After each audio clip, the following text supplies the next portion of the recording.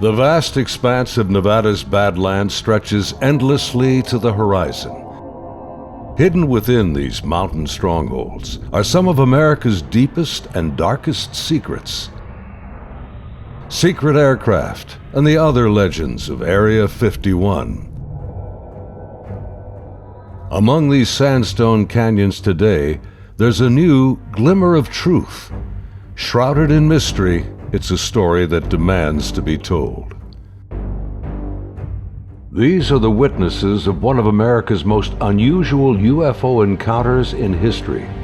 Navy veterans and a band of brothers that want you to know that what they witnessed is real. This is their story. Petty Officer Jason Turner served aboard the USS Princeton in 2004. His personal conviction for democracy and patriotism guides him in his search for the truth. This is an actual event that happened, and I witnessed it. Aviation tech Patrick Hughes, a USS Nimitz veteran, he speaks for his shipmates who choose to remain silent.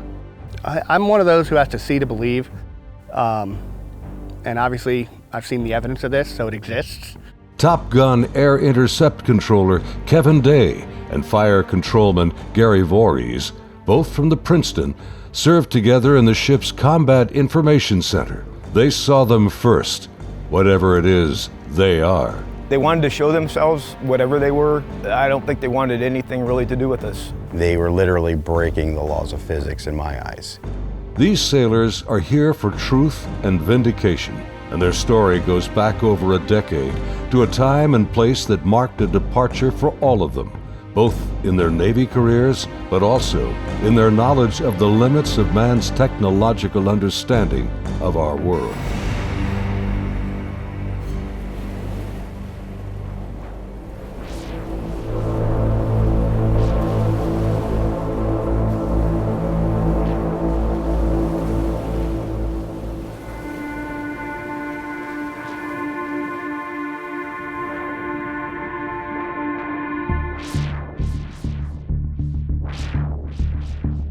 Looking out over the ocean toward the horizon, sun, sea, and sky form an endless vista, a never-ending cycle of tide, wind, and waves. Here, far from shore, strange events have unfolded. These stories stretch the boundaries of our imagination and challenge our beliefs. This is a true story of such events from the accounts of the sailors and naval aviators who experienced them. Professional military service members who want the world to know that what they encountered is real. Even more troubling, our military has no explanation. The answers seem to elude everyone, like reflections on the waves, yet they are out there.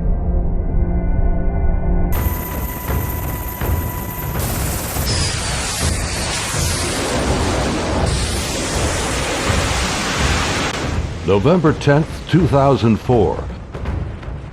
90 miles southwest of San Diego, California, in the Naval Operations Area, the Nimitz Carrier Strike Group and her complement of warships and the aircraft of Air Wing 11 are conducting a routine 2-week training exercise. Nearby, the guided missile cruiser USS Princeton has been tracking unknown aircraft that appear and disappear from her sophisticated Aegis radar screens. The Spy 1 Bravo radar is one of the most advanced sensors ever deployed. Princeton's main role is air defense of the strike group, and Operations Specialist Senior Chief Day is in charge of protecting the airspace around the Nimitz. And my job was to man the radars and ID everything that flew in the skies. And I also sat a position called Anti-Air Warfare Coordinator, where if we ever had to go to war, I was the guy that was going to launch the missiles and kill shit. In addition to that, I was the Air Intercept Controller. When the Super Hornets take off the carrier, I'm the guy that takes control and takes them to the fight and gets them home safe. And there was a lot of experience in that room. The captain had 28 years, I had 18 years. And the Aegis ship is our newest weapons system afloat. It's got the Spy 1 radar system, the phased array radar system, and I was an expert on that. Inside the Combat Information Center, Chief Day's attention is focused on a group of unknown aircraft on the Spy 1 screen. He's trying to identify them. I was on watch, and we were probably 100 miles, I forget how far exactly that day we were, off the coast of San Diego southwest, kind of off the coast of Mexico, Baja. And I started to notice these weird tracks that were popping onto my radar coverage right about on San Clemente Island. And the reason why I say they were weird, because they were appearing in groups of 5 to 10 at a time, and they were pretty closely spaced to each other, and they were 28,000 feet going 100 knots tracking south. And in the back of my mind, I'm thinking, you know, that's kind of odd. I mean, I don't know anything that flies like that. They weren't on the comm air routes, the commercial airline routes. I wasn't really that concerned about them. I didn't consider them hostile for any reason at all. Another watch or two, as I'm watching, the same formation appeared again. And over the course of 3-4 days, it probably counted up to that point, groups of 5 to 10 at a time. There were probably 50, 60 tracks by then. Today, Kevin and Gary are still looking for answers. They've known each other for over a decade since their Navy days. Gary was a third-class petty officer and fire controlman back then.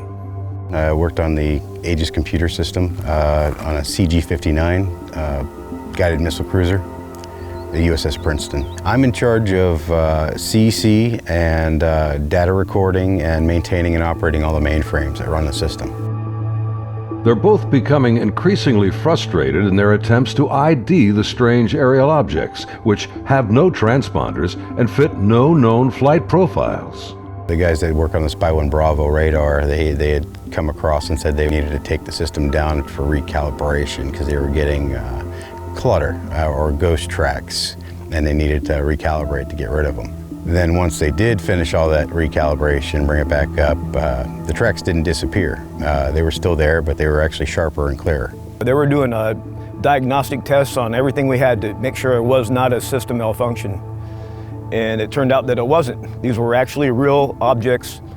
I had the highest spy track quality possible on these contacts. In this situation, I actually started recording on all 4 tapes at the same time. That way, it was a one continuous loop, and I was just replacing them as they were, becoming full. We failed utterly to identify these things. It didn't meet any of the parameters for anything that was known. In some cases, they seem to descend from space and then suddenly plunge to near sea level in seconds. Coupled with the unidentified nature of the craft and lack of clearance, these extreme flight observations are very troubling to the crew assigned to protect the carrier group from aerial threats. Sunday, November 14th, morning. The Nimitz deck crew is busy launching FA-18F Super Hornets, helicopters, and E-2 Hawkeye early warning planes. The mission? Simulated air defense, or ADEX training over the Pacific. The winds are calm, the skies are clear, a near perfect day for flying.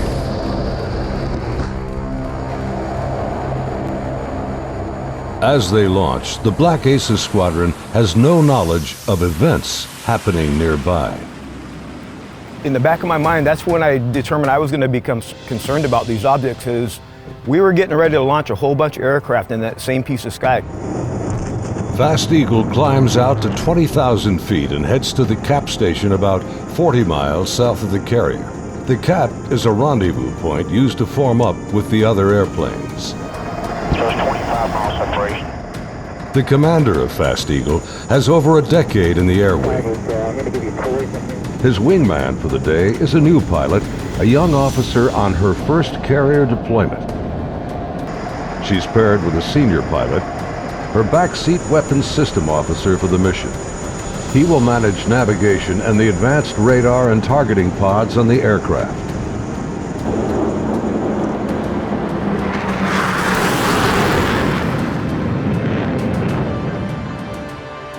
Overhead, an E-2 Hawkeye from the Wallbanger Squadron is on station directing the aircraft. Banger provides eye-in-the-sky command and control during carrier flight operations. Back in the Combat Information Center on Princeton, the mysterious objects are back. And today is the first time Senior Chief Day has jets in the air that can intercept the mysterious aircraft. Seeing these contacts, Captain Smith orders me to intercept one of them. So I went back to the console. I picked the closest one that was to us, and I had intended to let the Hawkeye do the intercept because they already had control. It was just easier. Day briefs the captain, and they agree to send the Hornets. The air intercept controller aboard Princeton, call sign Charlie, radios the Hawkeye and takes control of Fast Eagle. Banger, Charlie. Charlie's a banger, good. Banger, Charlie. Do you hold unknown air contact, bra, 270-48, 28,000 feet, bogey.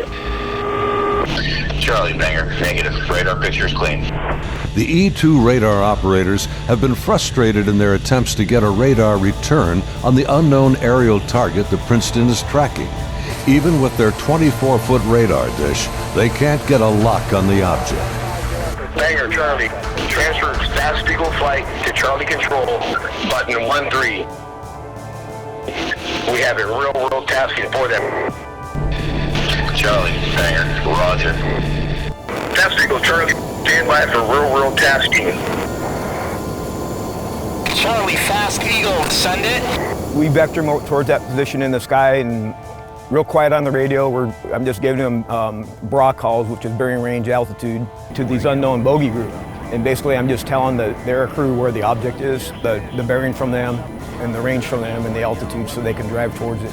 Contact bra 270-41, 20,000 feet, bogey, snap, 270, over.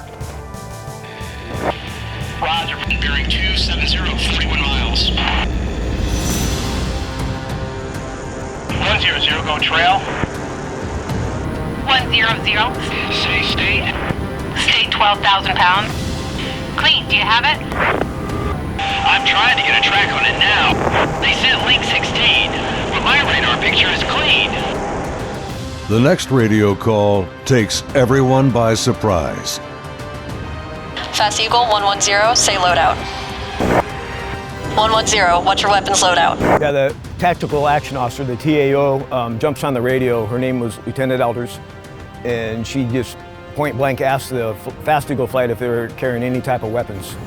And there was a stunned pause on the radio.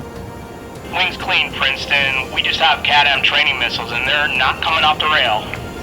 We're in an exercise environment, and the last thing we wanted to do is start shooting stuff. Now the controllers have the pilot's undivided attention. Normally, the squadron doesn't carry live ordnance when training. What do you guys think that was about? What, about the loadout? I have no idea. Maybe it's drug runners or something. Yeah, it could be. Or a lost assassin out of SoCal. I don't like this.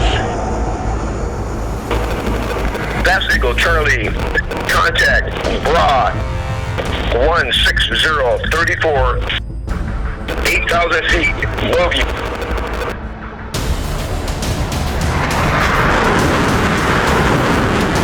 Roger, 34 miles at 8,000. Committed, your call, continuing. As Fast Eagle approaches the target, they see nothing unusual. Their onboard radars can't get a lock on the object. Fast Eagle, Charlie, bra 160-10, 8,000 feet. Roger.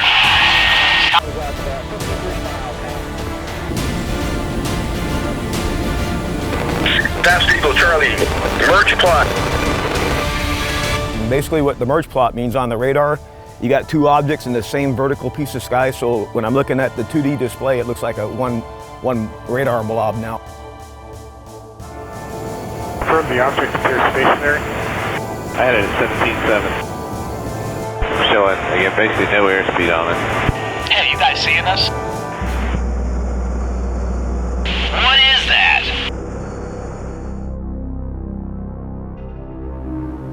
As the Super Hornets approach the target, they see a disturbance on the ocean surface.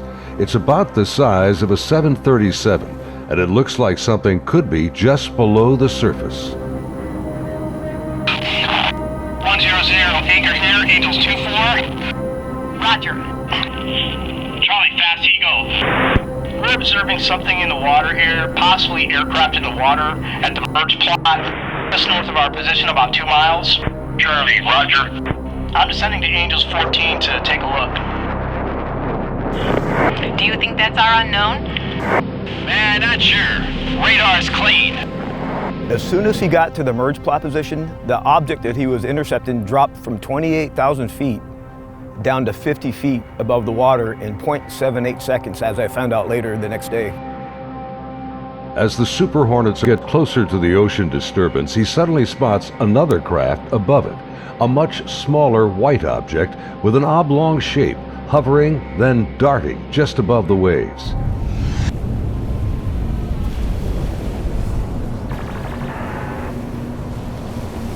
The object is moving around erratically, seemingly focused on the white water.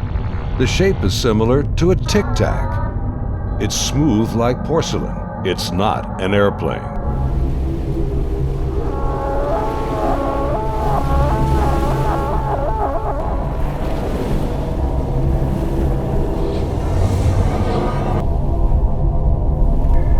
Suddenly, the object begins to rise into the air.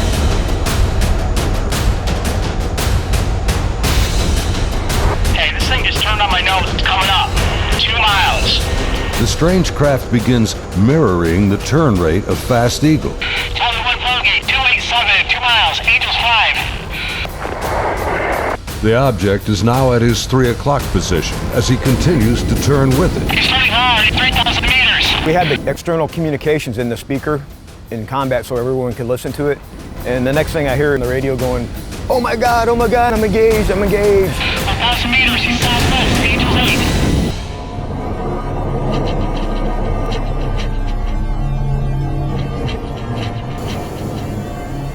The commander is now about a mile away as he maneuvers his Hornet to get behind the unknown craft. It's about the size of an F-18, about 47 feet long, and it has no wings. As the dogfight unfolds, he quickly turns and dives to bring his jet's nose ahead of the object to close the distance.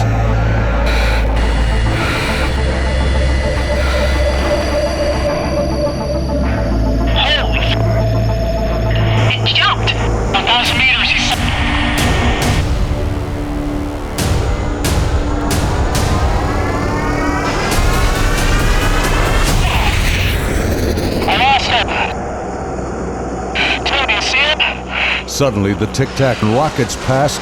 It's gone beyond the horizon in the blink of an eye. I saw it go 137. No tally. That didn't just happen. Say again.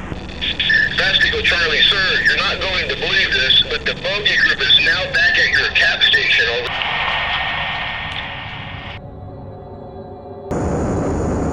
Over. As Fast Eagle returns to the area of the ocean disturbance, the object is gone, and the sea is once again calm. Soon, they land on the ship.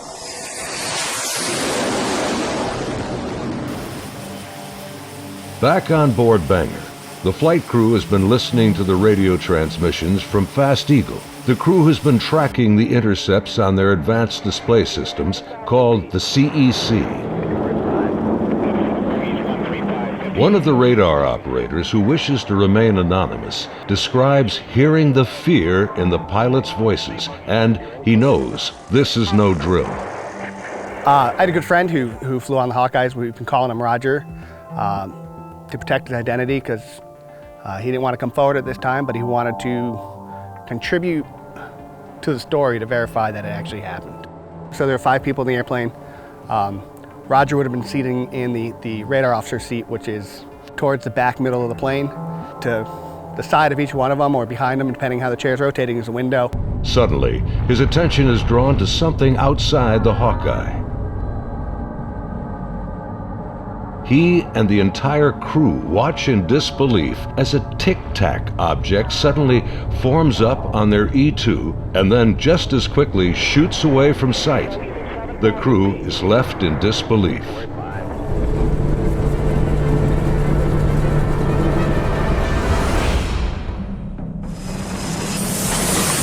As Banger returns to the ship, the crew is shaken. The highly unusual events are troubling, but what happens next has haunted them to this day. U.S. Navy officers quickly arrive and escort the aircrew to a secure space on the ship.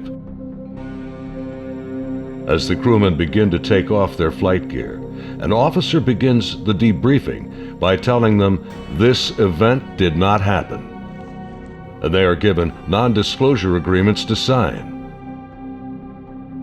They are warned to never discuss this event again. Again, we're preparing for the air defense exercise. Now we got all the squadrons launching off the carrier because they're all up going to do their functional check flights. Senior Chief Day watched in disbelief as the Tic Tac UFOs reacted to the incoming fighter jets. All the objects in the sky, they all dropped out of the sky, from 28,000 feet down to 50 feet.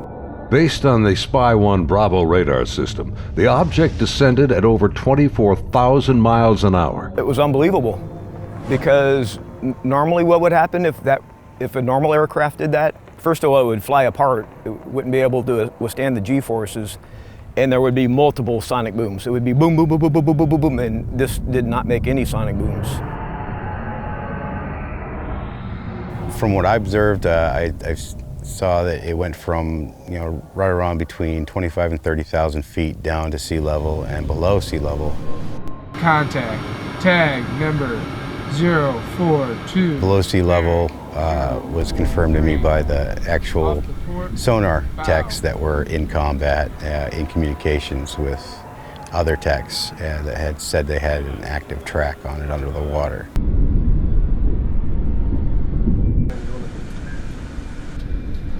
They're talking with their sonar guys on the sub that was with us, and I mean, I was told directly that it did go underwater. It went from being in the air to underwater. From what they were saying, it was going averaging about 500 knots under the water. So it did slow down when it hit the water, but it didn't affect it inertially. After the intercepts, both Kevin and Gary climbed up to the ship's bridge wing to get a better view of the objects through the binoculars. We'd go up to the bridge wing and look at them through the big eyes, which is heavily magnified binoculars that are out on the bridge wing of the ship. Even when I was off watch, I was usually up in combat anyway, and I was sitting at the console. I just picked the closest object to us, and I got the relative bearing from the ship, slave over to the relative bearing of about the right altitude, and saw this white light in the sky. The movements were smooth to erratic. They just moved from one point to another. It was always a very sharp and clean movement. It always felt like a constant speed, not like speeding up. Just it needed to go to that point, and it decided to do it at this speed. And then it would just go from nothing to the speed they were going to go, and then stop at the next point. Meanwhile, back on the Nimitz, aviation tech Patrick Hughes is working to secure the classified data recorders from the Hawkeye that encountered the Tic Tac. We pull out their hard drives. We call them RMCs. We call them bricks because they physically heavy like a brick.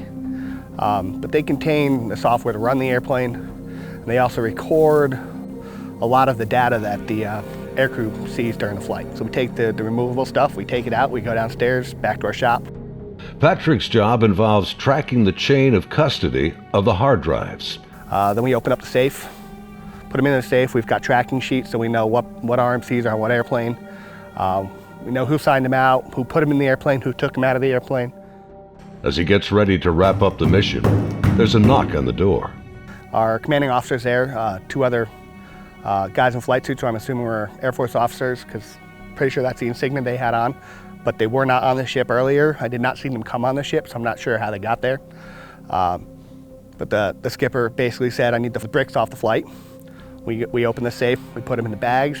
He took them, he took his two anonymous officers and left. The officers, with the classified hard drives in hand, soon board an HS-60 Seahawk helicopter and leave Nimitz.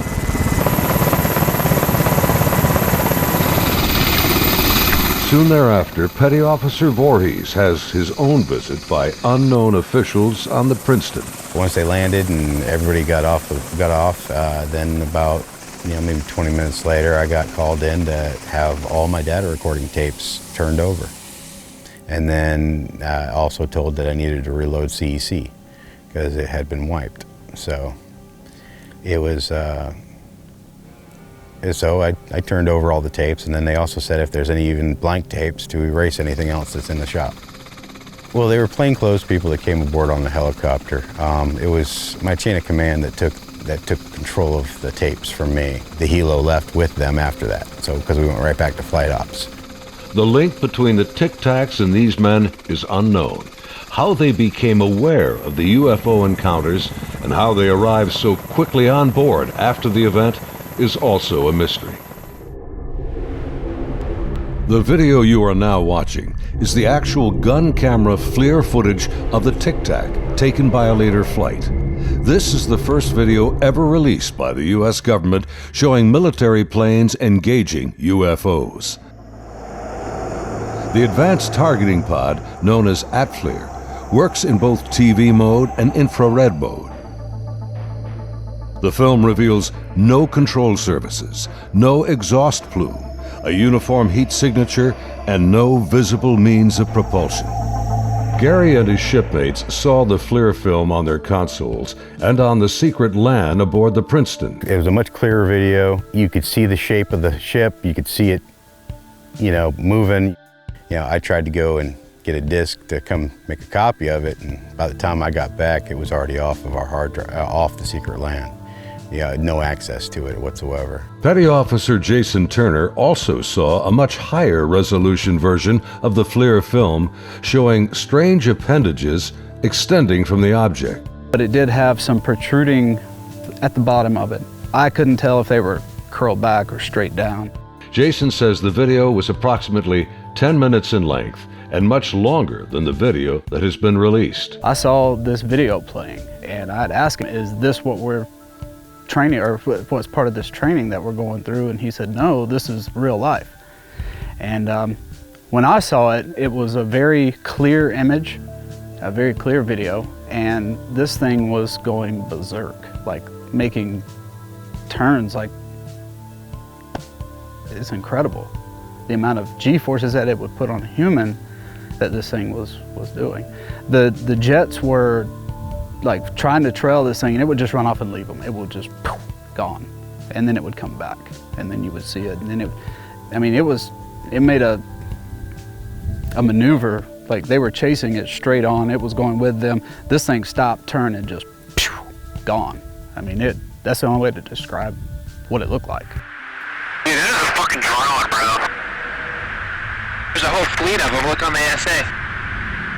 My gosh. Just 11 years later, fighter jets from USS Roosevelt filmed this anomalous object in 2015.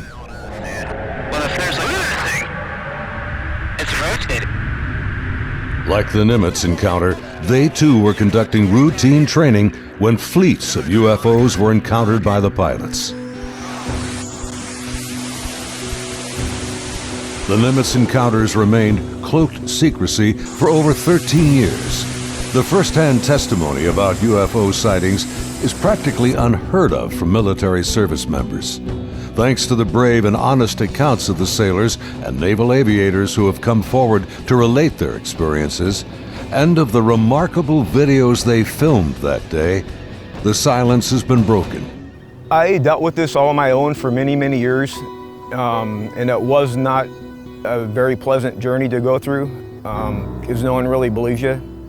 But now things have changed, and anyone out there that's struggling with this and wants to reach out, there is now a group that you can reach out to and get help and support and vindication. It's honestly been a little relieving to be able to actually talk about it and how important that event really was, and not just keep blowing it off. There's people out here that really need to know and want to know, and you have the support of me and Kevin and my other shipmates that have come forward and decided to talk about it. My role is to describe the story and convince people that yes, this event really happened and these objects were really real, but what they are, I have no idea. It is something. I want to know what it is. That's the whole reason I chose to come forward to contribute to the story, because there is a story here, there is more information here. And the more of us that talk about it, the better chance of the full story coming together. And it's vindication for us that other people are looking into it, and you know, we finally tell our story and people listen. If you need to get a hold of us or would like to talk to any of us, Kevin, me, or any of the other guys that have come forward, there'll be an email address at the end of this video that you can contact them and they can get a hold of us. If you or someone you know has witnessed unknown objects from military ships or planes, please contact us at the address on your screen. You can remain anonymous. As we strive to understand these encounters and come to terms with what they mean, there's something far beyond the horizon and the limits of our comprehension waiting for all of us.